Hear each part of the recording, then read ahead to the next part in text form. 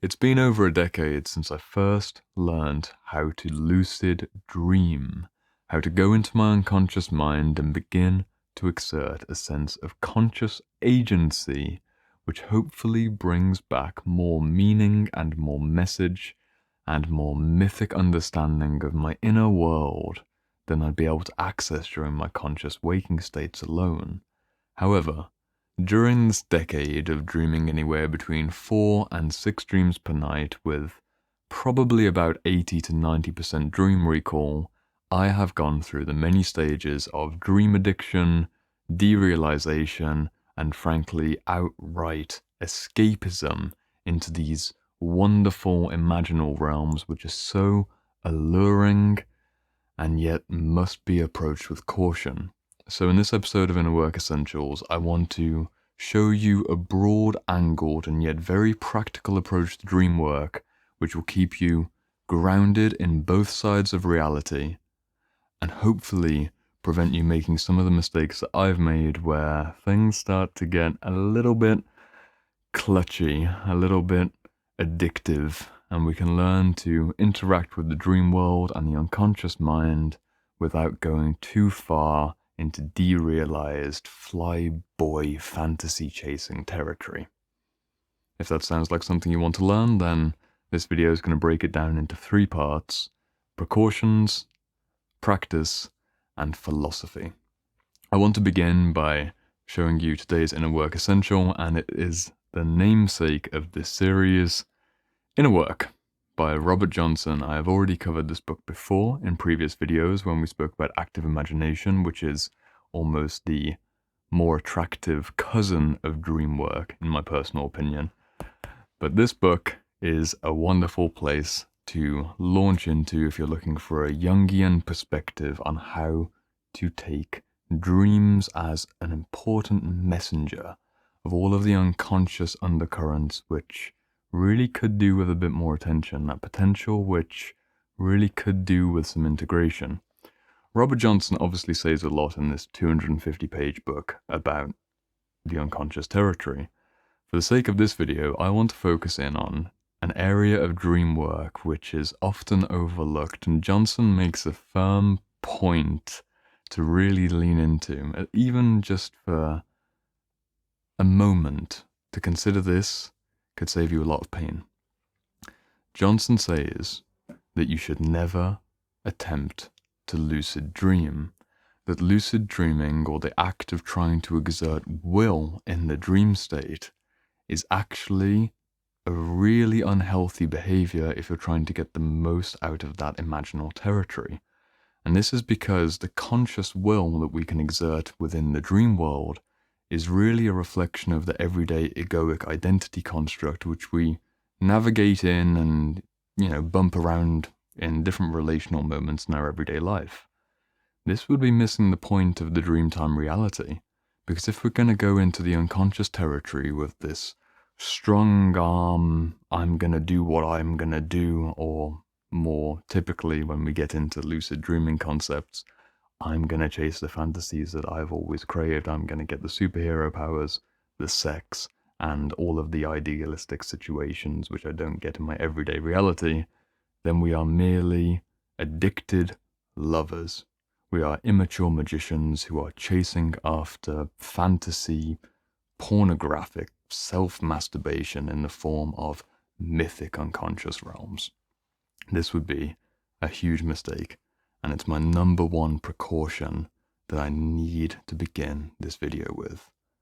Dreamwork is a fascinating and useful tool, but not knowing the difference between receptivity and listening and receiving to those messages and those narratives which emerge in the dream state, and instead going towards a desire to almost structure something which is inherently unstructurable, or get into a state which I've been in before where you're setting timers every 45 minutes to wake up and then go back to sleep with more awareness so that you can do whatever you want in your dream state rather than actually receiving the information which is trying to emerge through from beneath your everyday awareness and willful agency. Well, we're missing an opportunity there, aren't we? That's the number one precaution for dream work. The number two precaution for dream work, before we go into the actual practice of dream journaling, intention setting, and how to interpret your dreams, is about consistency. And consistency not with the sense of showing up every night to dream and then reflecting on it, which is the more practical stuff, which we'll go into later. I'm talking about the consistency of being able to actually hold the information that you're receiving from a dream without getting sucked into it. It's wonderful, absolutely marvelous to be able to have symbolic second sight, to have this sense of existing in everyday reality and altered unconscious reality, but to not have a truly grounded perspective where we can have both eyes simultaneously working and instead progressively shift our sight towards all of these magical, mythical images and make the mistake of shifting too much of our identity towards that which is unconscious and internal at the detriment of being rooted in everyday reality in the physical form which we are blessed to inhabit. That is the slippery slope, not only towards ineffective dream work, because you won't have your feet on the earth to be able to hold all the information that comes in. It's actually the slippery slope towards schizophrenia, dissociation, and potentially a real sense of insanity. I don't want to be too emphatic, but I've been close to those territories myself. I remember when I was a teenager first getting into lucid dreaming and dream awareness, I was very into naps, and it got to a certain point where my dream world was far more engaging than my everyday reality, and I stopped being so happy in my everyday reality, and eventually happiness increases as depression and apathy and disconnect. Repeat that for a few years while having an even greater contrast of magical, mythical, heroic images that come 4 or 6 times a night in full different stories and story arcs. Wow, what are you going to choose? I know what I chose, and it's very tempting, but just consider that that's a wonderful addition to life, but not the substitute for escaping a physically difficult situation. With those precautions out of the way, let's get into the practice of dream work. I'm actually going to take a sip of water first.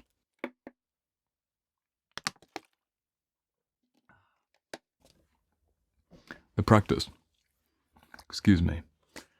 Practice of dream work. Really, we've got 3 main steps within that practice. We've got the dream intention, we've got dream recollection, or the actual dreaming state itself, and dream interpretation. In terms of setting a dream intention, the primary way that I would suggest that you go about getting more from your dream state is to have a wonderful wind-down ritual or routine which calms your nervous system to a maximal state of receptivity. This means no highly stimulating entertainment or media from the outside about an hour before bed, ideally having healthy food in your body, exercising, getting enough sunlight, all of the healthy habits which you are very aware of. They become very important when it comes to relaxing the tensions of our mind and our body to properly sleep and properly receive. So imagine you're in bed, you've done everything that you need to do, you've relaxed into your body.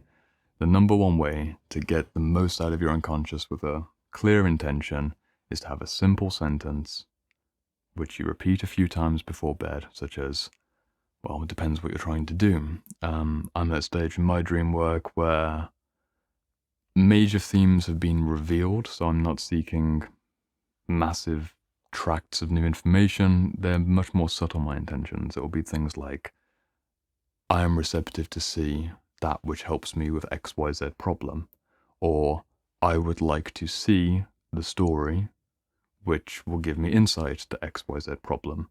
Or even more simply, if I'm doing archetypal work, for example, I would like the inner child to give me a dream.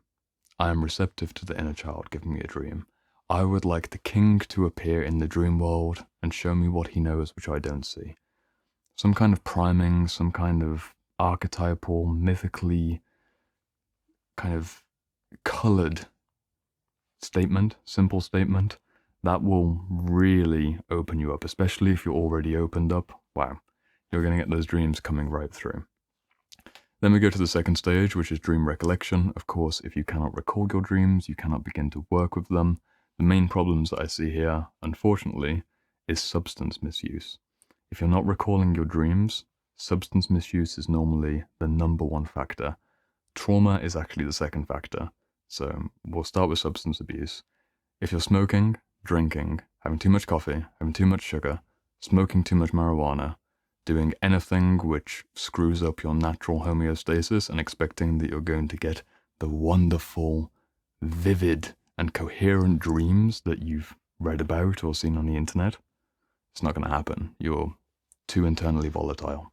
So that's where the everyday reality, of course, reflects in the dream world. Our dream mind, or, well, let's frame it this way, the conscious brain that we have access to within the dream state is still influenced by our neurobiology and our chemistry in the everyday state.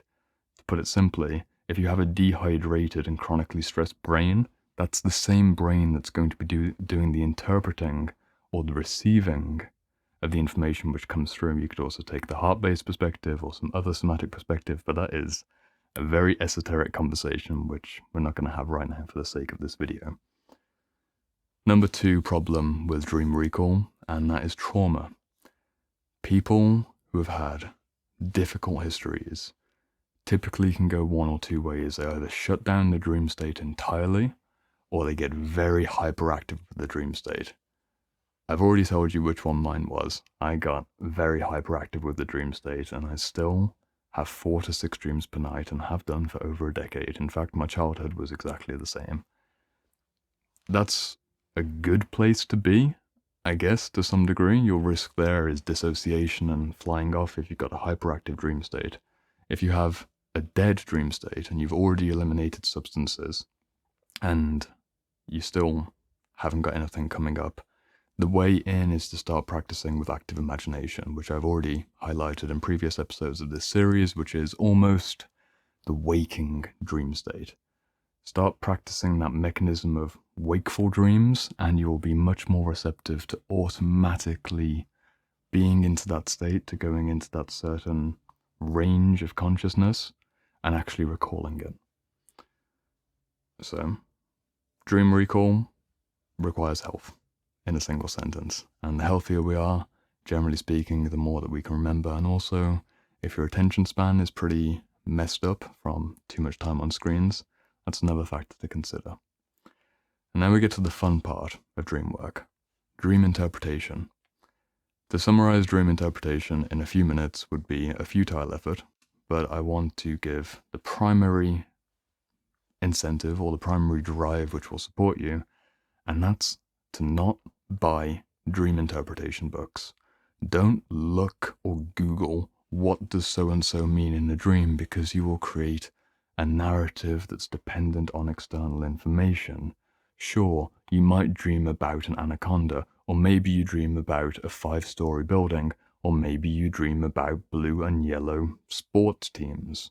And you can go onto any single sign or symbol and find an entire rabbit hole of information that will give you almost a pre-made structure of what that will mean. And I think that's a real missed opportunity.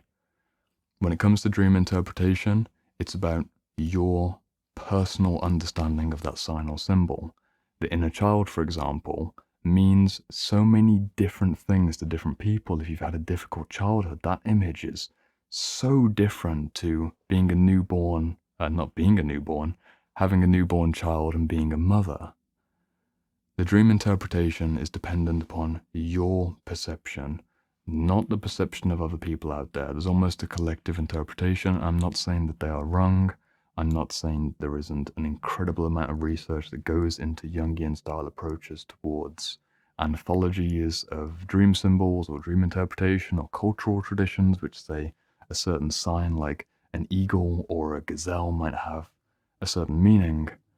But those come as secondary factors to dream interpretation, which typically lines up with your intuitive feeling of what something means, but don't get lost in other people's words.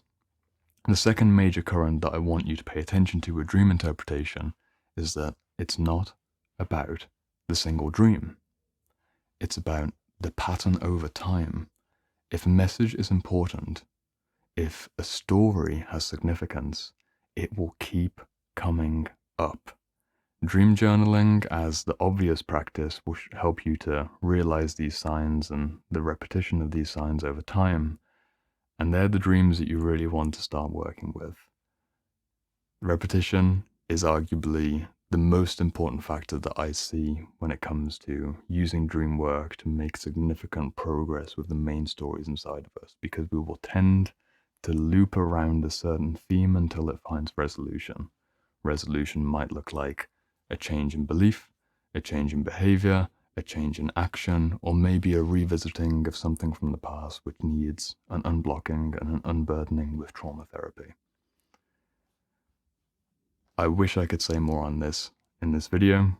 I will definitely return to this topic in the future, but I don't want this to be a 2-hour video. So let's move straight on to the final integration jigsaw puzzle of this dream work concept. We've gone over precautions and how to root ourselves in both realities without getting lost. We've gone into the actual practice of dream work through setting dream intentions, having the right receptivity in our body to receive and recall the dream through healing and purification more generally, and then interpretation through intuitive felt sense and an awareness to repetition over time. Philosophy. The philosophy of dream work is arguably the most important. I've hinted at it at the very start with some of the problems that I see and some of the things I've experienced in my own misadventures in the unconscious realm. I would invite you to consider that dream work, although it is, as Carl Jung said, to quote him, the royal road to the unconscious, it's not more important than your everyday waking reality. It is significantly less important. And this is coming from a guy who really loves the imaginal inner world. I really don't want you to use dream work as a way of diverting too much attention towards signs and symbols and narratives which, although may be beautiful, aren't worth a certain degree of attention after you've gotten the message. The real philosophy of dream work is to take action based on what you have received. Action based on what you received. If 5 dreams have come through in a month that all relate to the theme of the inner child or to a certain obvious physical complaint, and you're still continuing that same behavior and yet writing down for an hour every morning, oh, this dream came up and wow, isn't it fascinating? You've missed the mark entirely. The point of dream work is that it's work in the imaginal state, but also you bring those teachings and those gifts into the state which you spend 16 hours in, on average. Unfortunately, my camera overheated and I've had to wait a few minutes until it cooled down again, which is maybe a reflection of how hot and spicy this conversation is, right? Or maybe it's just a technical failure because it's a warm day. The point I'm trying to make is that when dream work is indulged in for the sake of dream work and there are no carry-over actions, you are very unlikely to receive new information because you're already overflowing with yet to be integrated potential or energy. There are likely to be somewhere between 4 and 6 central mythical themes in your dreams right now, which you know you are aware of. There are certain figures that keep coming up, there are certain stories which keep coming up, and the work isn't having more dreams that see that same story from a different lens. The work is actually changing something in waking reality or in your nervous system, in your somatic system, to be able to clear up that pattern and open in the space for that next step, that next stage, that next flowering of whatever's meant to come through. So in a nutshell, dream work, again, is a marvelous practice. It is truly one of the most revolutionary and addictive and truly just engaging of all the inner working parts work approaches to self-healing and self-expansion that I know of. But be careful. Don't go too far. Don't go too long, and take the time to actually follow through on the messages which you received.